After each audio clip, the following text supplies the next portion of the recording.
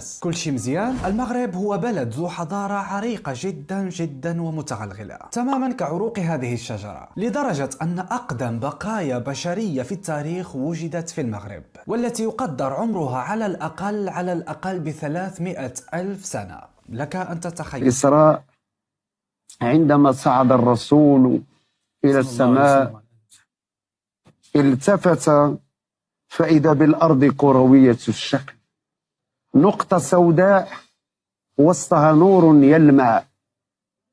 قال يا جبريل ما هذا النور الذي أراه فوق الأرض؟ قال يا رسول الله ذاك النور موقع مدينة لأمتك، ستدين بدينك، ستكون مباركة بأحد أحفادك، سيقال لها فاس. هذيك اللي أقول لك معلومة صحيحة بأن سيدنا آدم تفلح في دكانة 50 سنة. تفلح يعني ايش؟ مارس الفلاحة. الفلاحة يعني مارس الفلاحة في دكانة يا غالي. اعقل يا صاحبي.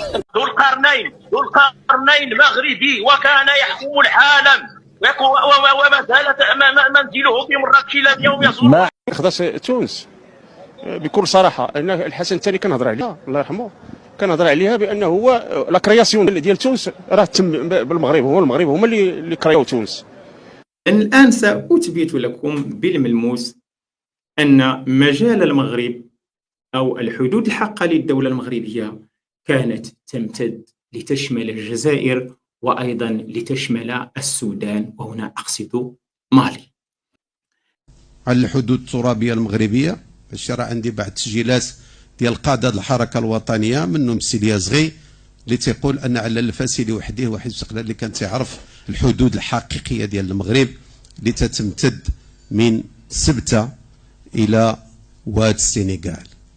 المشاكل الكبرى اللي تخلقات هي ان موريتانيا اصبحت دوله وهي اراضي مغربيه محضه.